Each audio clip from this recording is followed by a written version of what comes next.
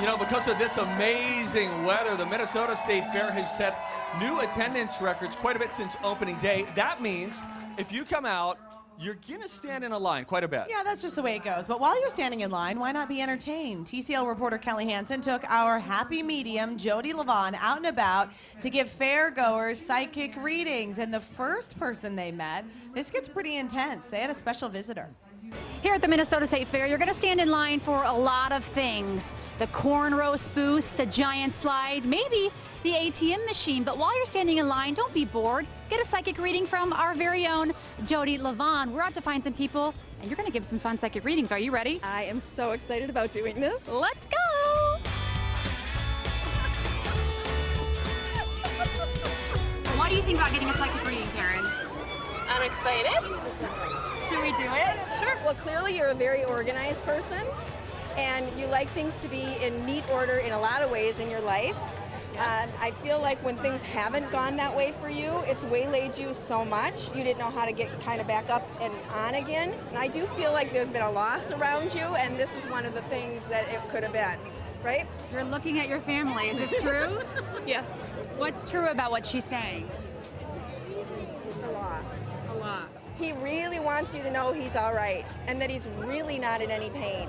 I feel like that he wasn't. I know that. Right. I know that. Yeah, he wasn't.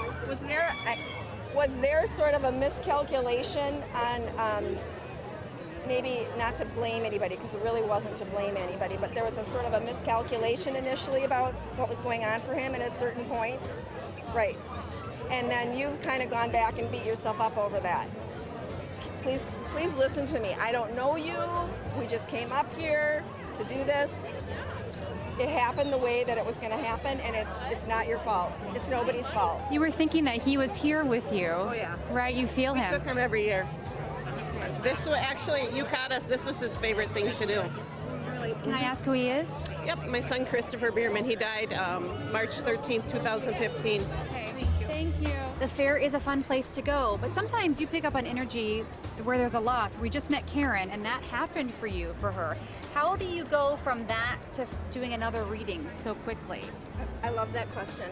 Well, she was full of love, and she made other people's lives better with what she learned. She was able to be there for someone else when they had a tragedy. And so it's like I dive into the love she has inside of her. You saw me, you said psychic reading, you want one. Why do you want a psychic reading? I'm totally into all of that. What's interesting is you've been mother and daughter before, but that's not who you just were. Like, your energy is very connected, but you're friends. There's very much of a friend's energy that's even louder than the mother and daughter piece. Mother and daughter's wonderful, but there's I understand you, you understand me, we keep things moving. Sometimes you're the parent with her because you have to keep her in line. Is this true? Yes. Yeah. Does she get out of line a lot? She's the child. I'm the child, yes. Because you're very free-spirited. I am. Like, you see something, oh, candy, and you'll go. Or, oh, look, a person, and you'll go. Is that a leprechaun? And you'll go. You know me very well. You gotta keep your mom in line. I know. So Jodi is here with us at Twin Cities Live. Jodi, so nice to see you. People always want to know more about what you do, and that includes members of our live audience here at the fair, okay? So Carol from Burnsville is up, and she has a question for you, Jodi. Hi, Carol. Hi. What's your question? How do you find your spirit guide? All right, Carol wants to know, how do you find your spirit guide, What is Jodi? that? It's a great question, and your spirit guide will feel like partially of the voice in your head that's always reasonable, that makes you feel calm. So that kind of, you sort of feel nudged once in a while to do something, that beautiful energy that comes up, that's your spirit guide. Never anything scary, but you've known it your whole life, so it's not a new thing. Is a spirit guide someone who's passed on, or is it something within us? So usually, a spirit guide usually comes with you when you come in here. So it's not typically a relative, but it can be. And they help you decide your life before you come here, and then help nudge you a little bit to make good decisions when you're here. Very interesting. Thank you, Carol. Thank you so much. We've got another question for Jodi from our audience. This is Kasara from St. Cloud. Hi there. Hi. How do you get your negative energy, negative spirits to go away? How do you get your negative energy to go away? Like that question too. It's awesome. Think nice thoughts. Forgive yourself for thinking anything that's not nice and start finding any focal point to say something good about in your head. That's how you change your energy around. I don't care if it's a blade of grass or someone's ears. Think nice thoughts.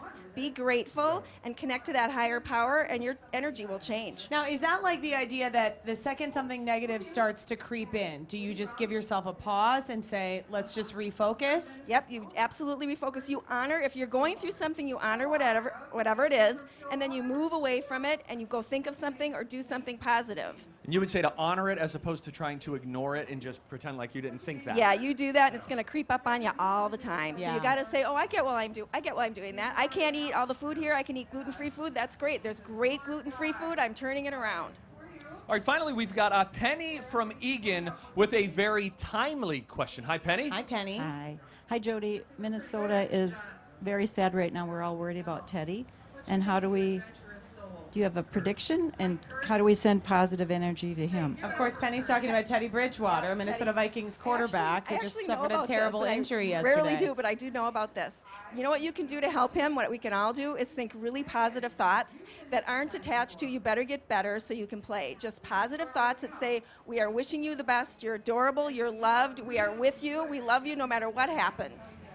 So what happens if you're thinking positive thoughts of like, Teddy needs to win, you need to win? Is that a different thing? I mean, because how I'm relating that to is anything else in life where we might be thinking more about the end game than the process of healing. So the best thing to do with that is think, in the end, you just want him to be well, and when he's well and he plays, he will win. But when you're watching a game and you want someone to win, you're not really in that higher energy. You want to say, I want everybody to enjoy themselves. I want to feel good after the game. However that outcome is, I just want to feel good. Because I know, because my kids they're in sports, so I get like that. And it changes your energy. It's not as much fun.